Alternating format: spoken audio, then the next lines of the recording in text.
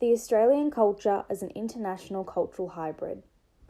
Mark Peterson states that culture is a fundamental human trait, therefore meaning that the concept of culture is an inalienable characteristic of a human being.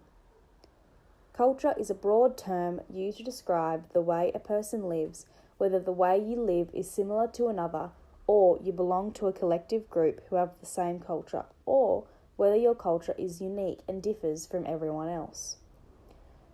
Anganisita Rapal interprets globalization to be a natural process that is woven into the evolution of humankind, or is it perhaps a phenomenon representing the economical, political, and social interests of the most powerful countries in the world? James L. Watson defines cultural globalization as a phenomenon by which the experience of the everyday life is influenced by the diffusion of commodities and ideas, which reflects and standardization of cultural expressions around the world, propelled by the efficiency or appeal of wireless communications, electronic commerce, popular culture, and international travel. Globalization has been seen as a trend toward homogeneity that will eventually make the human experience everywhere essentially the same. This appears, however, to be an overstatement of the phenomenon. Although homogenizing influences do indeed exist, they are far from creating anything alike to a single world culture. My name is Eliza Nay Potter, and I am Australian.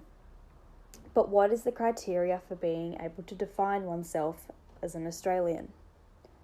I was born in Sydney. I've lived in Sydney my entire life. I eat Vegemite, I listen to Missy Higgins, and I say, "G'day." My parents were born in Sydney, my grandparents were born in Sydney, and my great-grandparents were born in Sydney. The Australian culture is colloquial, as is influenced by a combination of the world's differing nation-state cultures. Diana Crane highlights that cultural hybridization as a theory argues that cultural globalization is accompanied by a desirable outcome, the hybridization of national countries, which Nadrevan Prasad defines as the way in which forms become separated from existing practices and recombined with the new forms in new practices. According to this theory, hybridity may occur through global localization or globalization, in which a globally disseminated product is altered in order to fit the cultural outlook of tastes of people in a specific country or of members of a specific ethnic group within a country. Through the exploration of the concept of food, we are able to evaluate and discuss how the Australian culture has been influenced by other nation-state cultures. Suggested through my personal experiences and characteristics as a citizen growing up in Australia as both a product and an agent of globalization.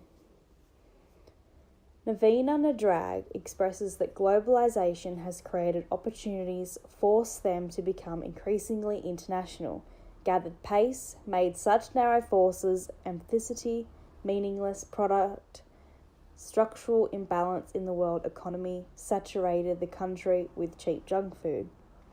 There has always been an exchange of food culture and knowledge when two different cultures would meet, from the black pepper trade of the ancient Romans to the introduction of potatoes from the New World to the Irish cuisine.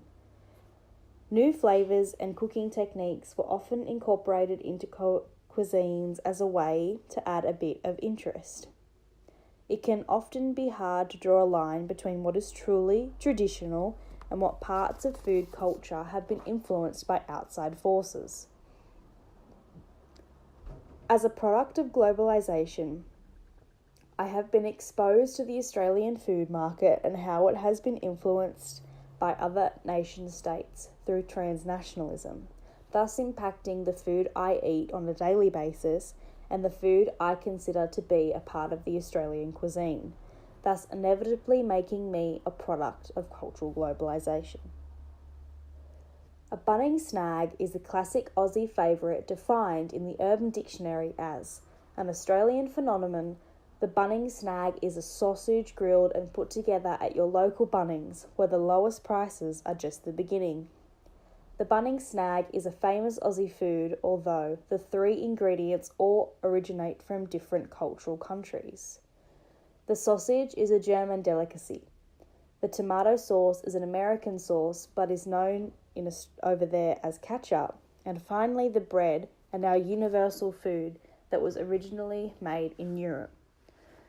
This is an example which suggests that the Australian culture and cuisine in itself is a cultural hybrid, and I act as a product of cultural globalisation as my experiences and norms have been influenced by the Australian culture. Furthermore, I act as an agent of cultural globalisation through my promotion, purchasing and consuming of the classic Bunnings Snag and other Aussie food items that have been influenced by other countries' cultures, thus linking to Diana Crane's theory of cultural hybridization. Jennifer Lee's TED Talk addresses the westernized adaptation of Chinese food within the United States. She emphasizes the popularity of Chinese restaurants as there are more Chinese food stores than American food stores. This extreme adaptation is made through Jennifer Lee's example of the dish beef and broccoli. This traditional Chinese dish was originally served with Chinese broccoli, but now in the States is served with American broccoli. This emphasizing how nation-states are able to adopt different ethnic foods to match their country's norms and traditions. American broccoli is currently exported to China and is eaten in China due to its diversity. In conclusion, the Australian culture is a cultural hybrid made evident through the exploration of the colloquial nature of food and Diana Crane's theory of cultural hybridization. Through this, I have been able to discuss how myself am a product and an agent of cultural globalization, as my culture influences me to make decisions and take action, and by my making decisions and taking action, I am promoting cultural globalization. The Australian culture as a universal cultural hybrid.